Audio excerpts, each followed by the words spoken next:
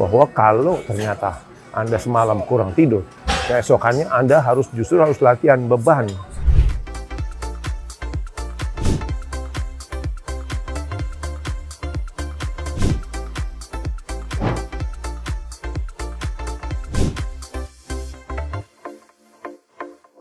Jumpa lagi teman-teman sekalian dari LA Fitness, Los Angeles Fitness di Marina del Rey, Los Angeles. Saya ada di LA untuk mengikuti seminar fisioterapi, tapi seminar baru mulai besok. Jadi saya menggunakan hari ini untuk tetap berlatih.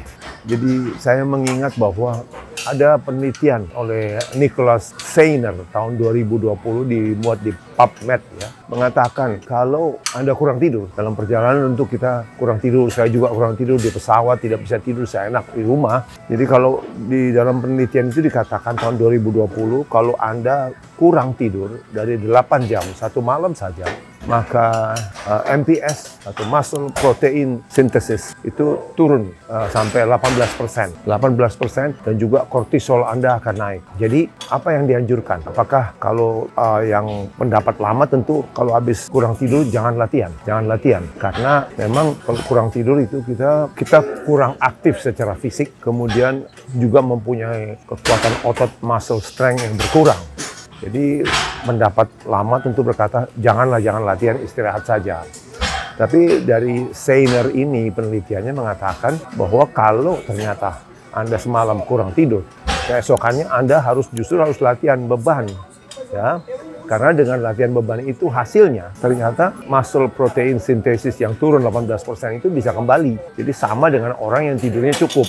Tapi ini hanya berlaku untuk 1 hari. Kalau lebih dari 1 hari Anda kurang tidur, dikatakan kalau Anda kurang tidur 3 hari berturut-turut, itu apa yang Anda harus pikirkan bukan apakah saya harus latihan atau tidak hari ini, tetapi Anda harus review kembali lifestyle Anda. Kenapa 3 hari berturut-turut kurang tidur ya? Jadi mesti lihat kebiasaan, stres Anda bagaimana, terlalu banyak kopi kali, banyak hal ya. Tapi jadi Seiner itu memberitahu bahwa kalau 1 malam kurang tidur, ternyata muscle protein synthesis turun 18%, tapi untuk mengembalikan seperti semula, seperti biasa, itu dengan latihan justru bisa mengembalikan, mengurangi penurunan dari muscle protein synthesis. Nah, ada pendapat lain ya dari kalangan medis berkata bahwa kalau Anda kurang tidur, itu pasti gula darah Anda naik.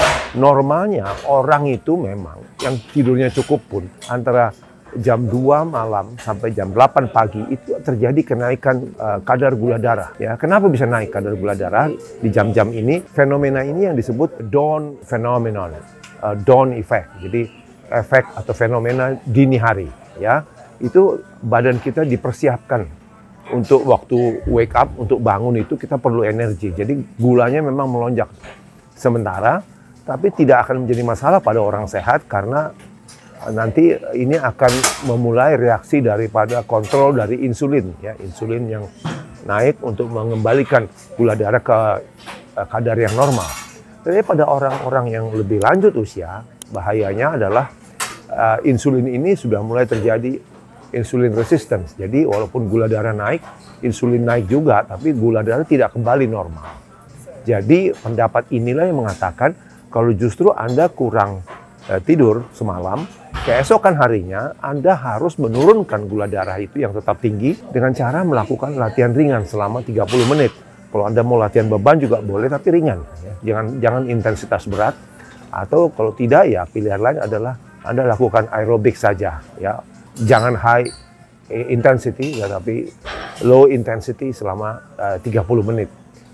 Dengan tujuan mengembalikan kadar gula darah yang naik itu menjadi normal kembali. Demikian ya. Jadi tetap, walaupun saya kurang tidur dari penerbangan, tetap saya berlatih. Dan tempatnya luar biasa ya. Tempatnya luar biasa. Begitu besar ini LA Fitness di Marina del Rey.